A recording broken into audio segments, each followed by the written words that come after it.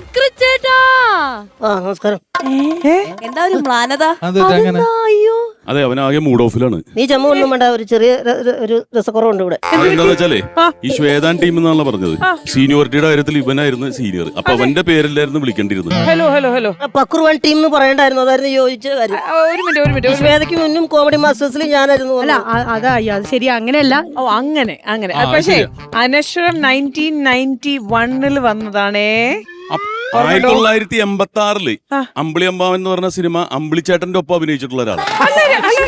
പറഞ്ഞു ദീപല്ലേ? അത്ഭുത ദ്വീപ് രണ്ടാം വരവ്. അത്ഭുത ദ്വീപ് അല്ല, അത്ഭുത ദ്വീപ്.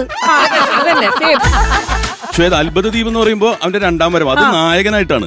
പക്ഷെ ആദ്യം അഭിനയിച്ചത് അമ്പിളി അമ്പാവനാണ്. ഇവനൊരു കാര്യമുണ്ട്, ഒന്നാം വരവ്, രണ്ടാം വരവ്, മൂന്നാം വരവ്, അങ്ങനെ കുറെ വരവ് വെക്കുന്നവരാ. പക്രു ചേട്ടാ, അല്ല സോറി, പക്രു അപ്പൂപ്പനെ നമ്മൾക്ക് മര്യാദ. അപ്പൂപ്പ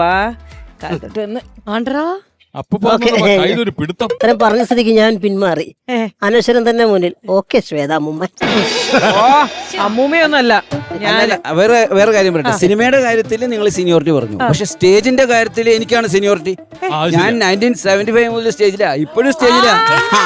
അപ്പൂപ്പൻ എന്റെ ഉപ്പൂപ്പ കല്യാണം കഴിച്ചു. അപ്പൂപ്പന്റെ അപ്പൂപ്പൻ അല്ല, എന്നാ എനിക്ക് സീനിയോറിറ്റി വേണ്ട. അല്ല, അങ്ങനെ ഒരു കാര്യം ചെയ്യാം. പ്രസാദം തുടങ്ങിക്കോട്ടെ, മുത്തച്ഛനെ തന്നെ നമുക്ക് തുടങ്ങാം. വേണ്ട, എനിക്ക് സീനിയോറിറ്റി വേണ്ട, ഞാൻ ജൂനിയറാ. അതെ, നിങ്ങൾ നടന്ന് ബഹളം വെക്കണ്ട. ഈ പരിപാടി അവതരിപ്പിക്കാൻ അനുയോജ്യനായ ഒരാളുണ്ട്. ആ ആള് ഇപ്പൊ തന്നെ സ്ക്രീനിലേക്ക് വരും. മനസ്സിലായില്ലേ? നമ്മളെല്ലാവരും ഒറ്റക്കെട്ടായിട്ട് സ്നേഹിക്കുന്ന ഒരാൾ തന്നെയാണ്. ആണെങ്കിൽ ഞാൻ സ്ക്രീൻ തല്ലിപ്പൊടിച്ചോളാം. കൂടെ ഞാനും ഉണ്ട്.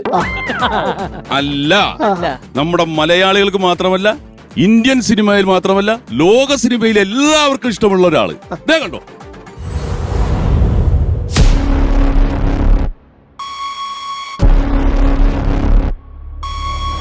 ഒരിടത്തൊരിടത്തൊരു നാടുണ്ടായിരുന്നു. ആ നാട്ടിൽ ഉത്സവങ്ങൾ ഉണ്ടായിരുന്നു, ആഘോഷങ്ങളുണ്ടായിരുന്നു. ആഘോഷങ്ങൾക്ക് മാറ്റുകൂട്ടാൻ കലാകാരക്കൂട്ടവും ഉണ്ടായിരുന്നു.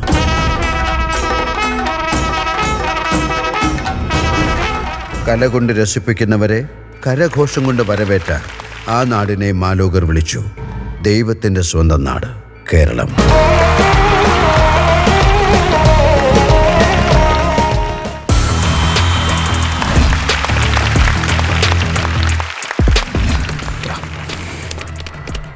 ഇന്ത്യയിൽ 29 സംസ്ഥാനങ്ങളിൽ സ്വന്തമായി കൺട്രി എന്ന വിശേഷണമുള്ള ഒരേ ഒരു സംസ്ഥാനം ഗോഡ്സ് ഓൺ കൺട്രി. മോഹൻലാലിനേക്കാൾ 4 വയസ്സ് മൂപ്പും മമ്മൂട്ടിയേക്കാൾ 5 വയസ്സ് എളുപ്പവുമുള്ള അറബിക്കടലിനും ബംഗാൾ ഉൾക്കടലിനും ഇടയ്ക്ക് പടവലങ്ങ പോലെ നീണ്ടു നിവർന്നു കിടക്കുന്ന സംസ്ഥാനം. ഈ നാട്ടിലെ ചിരിക്കാത്തവരെ ചിരിപ്പിക്കാനും ചിരിക്കുന്നവരെ കുടുകുടാ ചിരിപ്പിക്കാനും അവർ വരുന്നു. ആരൊക്കെയാണ് വരുന്നതെന്ന് ചെറിയ പുള്ളിയല്ലവർ, ചിരിപ്പിച്ചു കൊല്ലും. This is the world's biggest comedy team. എന്തൊക്കെയുണ്ടെന്ന് പറഞ്ഞൂടെ ചേട്ടാ? ഒരു സസ്പെൻസായി നിൽക്കട്ടെ, നല്ല കാണുമ്പോ ഒരു ഗുമ്മുണ്ടാവും.